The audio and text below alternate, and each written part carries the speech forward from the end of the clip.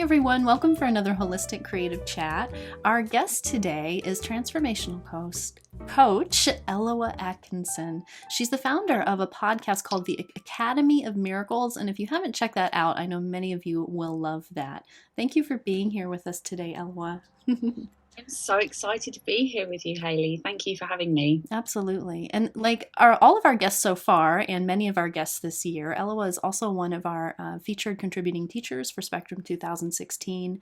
She is bringing a beautiful offering that's called Unapologetically You, and it has some tagline on it, finding freedom, joy, and play through fearless expression. And it's really, really great. And I'm super excited to have that as part of our collective offering for Spectrum. And the unapologetic part is kind of a piece of what Elloa does. That's a core thing with what you have out there and what you talk about and what you offer. So really excited about that. So Elloa, one of the questions that we generally jump off with for these chats, I'm just going to lay out to you and see whatever comes to mind. So I want you to share a story or a memory from a time or an instance in your life or your personal practice, however you define that, when the connection of creativity and healing was undeniable in your awareness. Oh my goodness. That is such a rich question. I have to just say, wow. I love that you're drawing those two things together. The first thing that comes to mind is probably the thing that I'd like to share with you. So I remember, let me take you back a few decades to when I was a little girl, and I loved dance. I just adored anything to do with it. Now, I didn't have dance lessons and I wasn't trained as a dancer, but I really loved to dance. And then when I was in my kind of late teens and early 20s, I discovered a lot of different movement meditation practices. So I was doing a whole bunch of stuff from 5 rhythms, other ecstatic dance practices. I was raving and clubbing a lot, but sober and clean because I was clean. I'm in recovery from addiction. So I was exploring my body and kind of really feeling this kind of deep connection to music and what my body can do. And I went away for this 48-hour dance ceremony. So we had to wear white for the whole duration of the ceremony. It was in this huge marquee in the English countryside. I drove for hours to get there. We fasted throughout. I'm not very good at fasting, so they did offer quinoa and carrot sticks and cucumber sticks, and I was just like eating all of them. We did this incredibly powerful dancing and movement practice where, for me, dancing is just one of the most beautifully creative things that a person can do. I believe that anybody and everybody can dance. And so we were dancing and we were being invited to come onto the floor and off it very intuitively when we felt led and when we felt called. So it was this practice that was taking us deeper and deeper into connection with self. And then the teacher started leading us in this ancestral dance. So if you were a woman, it was about stepping into the women who came before you. And if you were a man, it was about you're connecting with your forefathers. I don't think we say foremothers, but I really like that word. And so what you had to do was take a physical step backwards into the generation before you and dance the dance of that woman and those women who were one generation before. And then when you felt kind of complete with that, whether it was after a minute or 5 minutes or 10 minutes, then you took another step back and went 2 generations back and so on and so forth. And Hayley, I remember dancing, and I, by this point, had a few years under my belt of regular movement meditation practice, of really coming into my body and learning how to be in my body and learning what my body could do and what felt good and how to be in connection with other people. But there was something in particular about this that was so deeply healing. It went beyond language, which I'm sure you experience as an artist. It went beyond what the rational mind could understand. It went beyond words. And it took me into a very energetic space where I just experienced the pain, actually, the suffering and the pain and the loss of the women who had come before me. And that dance, I have no idea how long that particular dance lasted for. It could have been half an hour, it could have been 3 hours. I have no sense of time. But I remember at the end of it kind of crumbling in a heap on the floor and sobbing. And the whole time I was dancing, tears were just streaming down my face. And I've done quite a lot of family systems work. I've done a multi-generational family study since then. And I've never forgotten that dance, because for me, it was so deeply healing. I felt so connected to the people who'd come before me. I realized through that dance that everything I've experienced and all the lessons that I've learned as a human being haven't been in isolation, that there's a context to them. One of my teachers talks about how we come into this world born with a past, that when we're born, we already have a lineage and we have a past. And it's not until much later in life that we can really get to grips with that. But that dance was one of those profound experiences for me of creativity and exploring and self-expression. And at the same time, it felt like a point of connection with the women who came before me. And it really did change how I view the women in my family and how I view myself and what my position is in my family. And there's quite a strong matriarchal energy in my family, and I want that to be a very constructive and a very beautiful, powerful energy, rather than a destructive, controlling female energy. So that's what comes to mind. Thank you for sharing that. I have chills because I have an experience also doing ancestral healing work, and it was through a journey and visualization sort of work. And I've also done movement work as too, and I always recommend that to people as far as getting in touch with your creative spirit, your creative energy. But the ancestral work also, I was a bit skeptical about it when I went into it, but it was completely life-shifting. It was an embodied experience, even as a visualization, what I felt and the connection I felt to the lineage. And so I really appreciate that story. And I think many of our listeners will too, because I think it's important to remember that sometimes we get caught up in like, well, I don't know the history of my family, or we're only told certain things and they're framed in a certain way, and et cetera, et cetera. But when we really go back in and we do this sort of meditative work with it intentionally, and we go in, and often, like in my case, and it sounds like in your case, you were in a contained environment that was guiding you through this, and so was I, that we can find within ourselves this sense of connection and these answers and this healing about where we come from in a deeper way, about a sense of connection, even if we don't know anything about that per se. That's the piece that really blew me away, and it sounds like you too. So That was a really, really great story to share, and I'm so glad you brought it up. And I was also a nurse for a while. It seems like another lifetime ago now, but also just that the emphasis on the body as a place of remembering and healing and connecting with our conscious creativity, and that is so important. And so, gosh, I just love that topic. I could talk about ancestor work for a long time. It's so good. And the body, I do believe that the body contains memory, and the body contains far more wisdom than we tap into. You know, it has so much to show us and to teach us. And one of my amazing 5 rhythms teacher years ago, I did a lot of women's workshops, dancing with the womb, dancing with like the yin and the yang energy. And she had this beautifully deep voice, and she would just come on the mic and she'd go, the body knows, the body knows, the body knows, the body knows, the body knows, over and over again, just guiding every woman in the room into her own body. And it was like, rather than judging the shape of my hand or what my hand was doing and being outside of it, it was like, what happens if I go into the hand? What is this hand showing me? Because I do a lot of repetition when I'm dancing. There's a lot of rocking. There's a lot of, rolling around on the floor. And so it's really about being in that space. And I think with ancestral work as well, being really curious. I don't paint, actually, which is so interesting given that I'm one of the teachers of the program. It's definitely this thing that's calling me. I have a family full of artists, but I've heard artist friends talk about that. Yes. being completely present and being radically curious, even as the paintbrush is moving across the canvas. That's it right there. That's the medicine. I find that to be completely true. And for me, that's the correlation between the different practices, which I think of as creative practices, whether we're dancing or we're meditating, all of these things that are tapping us into that creative life force.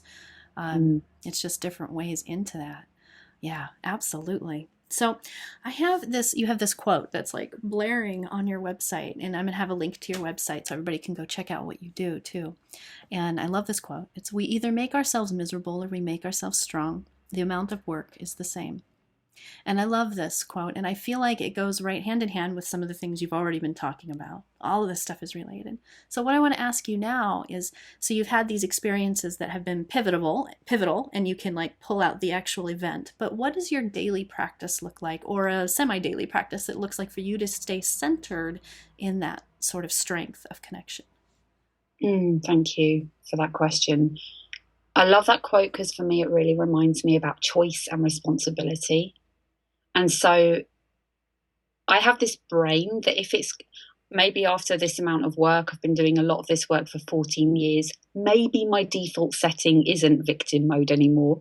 But I feel like for a long time, there was a lot of kind of feeling like life was happening to me, and a lot of feeling very overwhelmed by life and very disconnected and very unsafe. I've spent most of my life feeling really unsafe in this world and in this skin. And so, on a daily basis, it's really important for me that I connect to myself, connect to what I call God. Some people call it spirit or the universe or love. I have no problem with the word God, actually. So, connect to myself, connect to God, and connect to the loved ones in my life. That doesn't mean I'm on the phone to them every day. It doesn't mean that I meditate and visualize all of them every day, but to conscious contact, to have some kind of conscious, meaningful connection. And in my coaching practice, I talk a lot about having conversations that matter. So I'll share with you one of the really simple things that I do, and then the other thing that is daily just because of my lifestyle. When I wake up in the morning, I love the idea of being a morning person. I'm still leaning into it. So I'm the sometimes same way. I'll hit the snooze button. But inevitably, sometimes 6 or 7 times, not joking, inevitably at some point in the morning, I'll be snuggling in my pillow and I'll go, okay, here comes the prayer. And I'll go, hello, God, hello, universe, hello, new day. And I'll like crack an eye open. And then for me, it's about active surrender. So I'll say, okay, there's a whole day ahead. Now, where would you have me go? What would you have me do? What would you have me say, and to whom? And that prayer is so simple. It's a reminder to me that I don't know what's best for me. The little self, the fear-based, anxiety-driven mind doesn't know what's best for me. And that simple prayer kind of opens me up to all the possibilities in the universe. So I do that. I study A Course in Miracles pretty much daily, sometimes by myself and sometimes with my husband. And then I walk. I have a dog.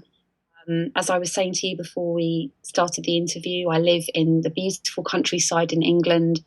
And so every day I'm either by the sea or I'm in the woods or I'm in a park or I'm walking across a field. Or if I'm just doing a kind of local walk around the streets. I used to listen to a lot of podcasts when I walked. I used to talk to my friends a lot when I walked. But increasingly at the moment, I just want to be present. Yes. I say just like it's a small thing. I want to be present. And so there's a kind of practice of presence and connection, connecting as an act and as a practice that I do through different ways, through prayer, as I shared, and through being in the moment, noticing even things like, how does it feel? Sometimes I deliberately don't wear gloves. So I can feel the cold. Today I had this incredible walk along the beach with a friend, and it was raining in a kind of sheet that kind of came towards us, and it was like hitting us in the face, and I could taste the salt on my face. It was like all over me, salt water.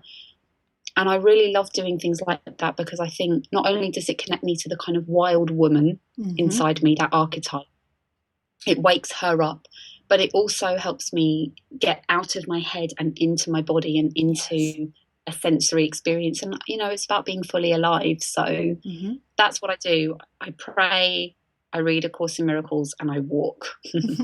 I love that. It sounds very much like my regular practice too. I can completely relate. And I love that you came back around to the body piece again. Um, as a point into that connection that can only happen in presence. And I also love you alluded to this, and this is something that I feel to be true for my practice. But there's something that happens in presence where, like you were saying, connecting with the people that are important to you, that are your support. But it doesn't even have to be actual, literal calling them on the phone and making the actual connection in that way. It is this connection that happens within us. And that becomes an amplification of that energy and that awareness in our life. And we can find different things there. We can find a sense of safety sometimes, a sense of feeling not alone, or a sense of belonging. But just that, or really for me, a lot of times it's just when I think of the people that are important to me that I need to maintain those connections with. Too often I've done a lot of victim work in my life too. So coming out of that place in myself, it just, I lost my train of thought, but it just brings you back home. It just brings you back to center, and it gives you that, like I said, that sense of purpose, that sense of meaning, and it's just very powerful. I'm just so glad you brought that up, because I know it's going to resonate with a lot of my listeners too, and I know your listeners will also feel a real strong connection with that, and sometimes a reminder. And so the next thing, I actually pulled this right off your website too. You have some beautiful wise words at your website, and I just want to emphasize that again for people listening to go visit Elloa's site. She gets right to the heart of things in a lot of ways. And so another thing that you say on your site, and I can't remember where, but I believe it might have been in your manifesto, is this: at the root of the suffering we experience and inflict on others is a state of forgetfulness. We have forgotten who we really are. And I love the way that you put that. Myself and some of the other wise women I've had on this series in the past, we sometimes come back to talking about healing as actually remembering. And so this very idea of what does that mean to remember who we are? And so I wondered if you could, and you've already done this in a certain way, so maybe it's just coming back into this, but share some tips for those who want to remember and realign with that sense of self. Somebody who's feeling a little bit out of alignment with that. What might you offer them today? Oh, goodness, I love this question. I'm thinking, where do I go with this? The first thing that comes up is a really simple but incredibly powerful tool, which is to have a photograph of yourself from when you were young out nearby. So have a little version of you nearby, because I think a lot of the forgetfulness happens in childhood. I kind of see that I think it was William Blake who wrote that we come into this world trailing clouds of glory. It's kind of like we these incredible beings who take up residence in a body for a period of time. And then throughout childhood, as we get more and more accustomed to society, to the world that we collectively have built, it's like we get more and more disconnected from who we really are, the essence of who we are. And I heard a lovely story of a little boy once who begged his parents to be left alone with the newborn sister.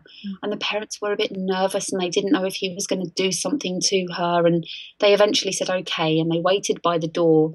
And he went up to her and he whispered in her ear, "Tell me what God's like. I'm starting to forget." Oh, gosh.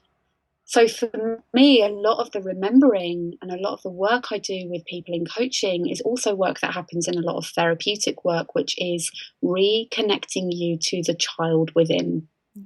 And I believe that there's so much to say about that, but the essence of it is that for me, there is a lot of real life there. I think it needs to be a living, breathing relationship, and it can be a beautiful relationship. And I have so much fun playing as an adult, and a lot of that play is very, very innocent play. As an adult can get really twisted and become very dark.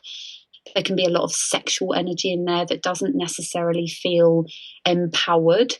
It can be kind of be a dark power to it. So I think that connecting to playful innocence is a really powerful thing, and it can be incredibly healing, because what happens in childhood, I'm sure this was to some extent maybe your experience and of your listeners, and certainly the people who I connect with, is that along the way things happened and we formed beliefs about what those things meant, and we made it mean something about who we are. Yes. And I grew up believing that I was unlovable, that I was a freak, that I should never have been born. I mean, these are heavy things, Hayley. Like, Yes. to walk around feeling like I shouldn't be on the planet, that I don't even deserve to take up space, is a huge burden, and it generates a lot of shame, a huge amount of loneliness, and a massive set of drivers to be perfect, to impress, to compete, to be the best, to be number one, to become flawless in the world's eyes so that nobody finds out who I really am. So I think that remembering is a lifelong process, Yes. forgetting and remembering. And it's about this relationship with oneself, both the shadow aspects that you haven't yet embodied, that are just waiting, like the wild woman.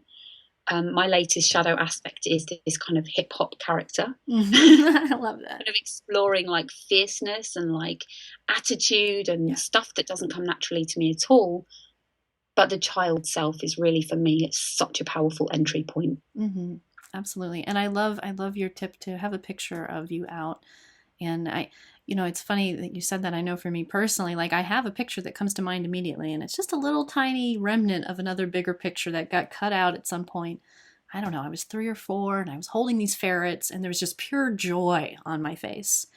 And so that picture, like sometimes I'll go look for it to pull it out and look at it again, but I've never thought to just like put it out like and let it be in my space. And because I already know the power that that picture holds for me. That's why I go seek it out sometimes.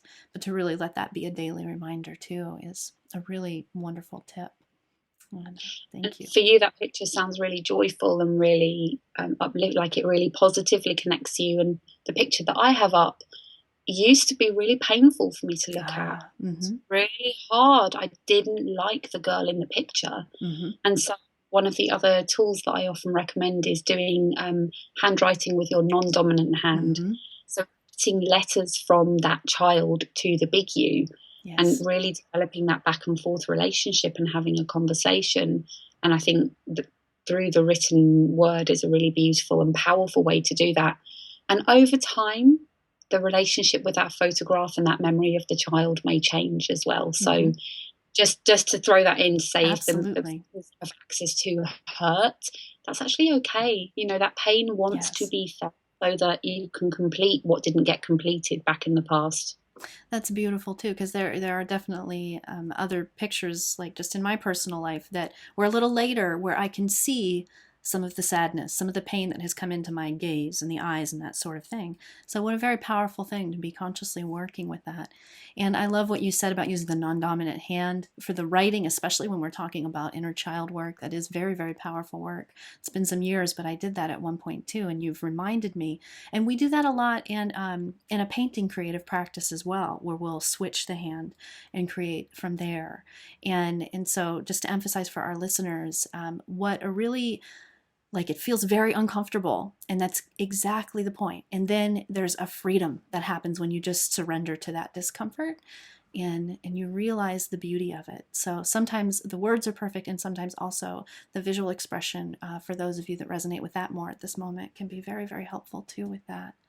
Oh, Elloa, you have just been full of nuggets today. Such good golden nuggets. I want to take that non-dominant, visual expression, because I have such blocks around trying to draw or paint, or like it's a trying thing for me. So I thank you so much for reflecting back that you can translate that practice. And actually they do say it's really also really good for the brain. It's really good for warding off Alzheimer's, just to do something the opposite way to your habitual way. So even if you're brushing your teeth with your non-dominant hand and it's like, oh, this is really frustrating. This is strange. Do it. You're rewiring neurons. It's good for you. Yes.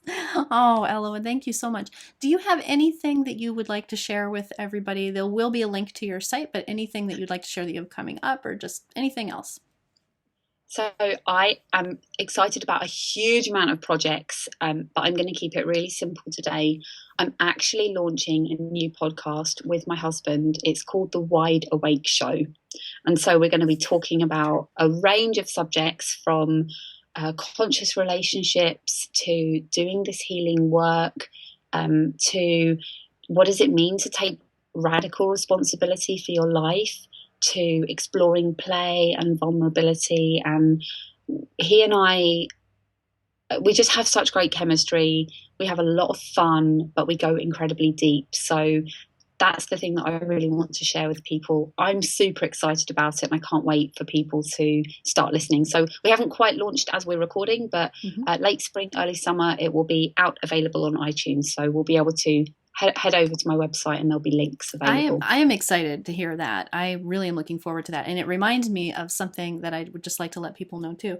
I invited Elloa to be a teacher for Spectrum based on what I found at her site and just the general energy I was getting off of videos I've seen with her and podcasts I listened to and that sort of thing. That's how it works. And then I realized after she said yes to be a teacher that I had read an article you had written for Huffington Post a while back. And it's a beautiful article, and I forget the name of it, but do you remember the name of it? Of course I do. Of course you do. It's huge. So that article was something I wrote from a really open-hearted space, and I went, oh, I'd love to have the HuffPost thing on my website to say I wrote for them, and then it went viral. Yes. And it was just a huge thing. So it's called "I Love My Husband, but Here's Why I Want to Cheat," and it's it's a bit of a Trojan horse. It's not really about cheating. It's a fantastic article. So Google it. Go and have a read. Yes, absolutely. It's a fantastic article. So, all right. That's I know. Cool. Isn't that a hoot? The dots. I know. Oh, thank you again, Elloa, for being here. Thank you. All right. Thanks, everybody, for listening in. Bye, everyone.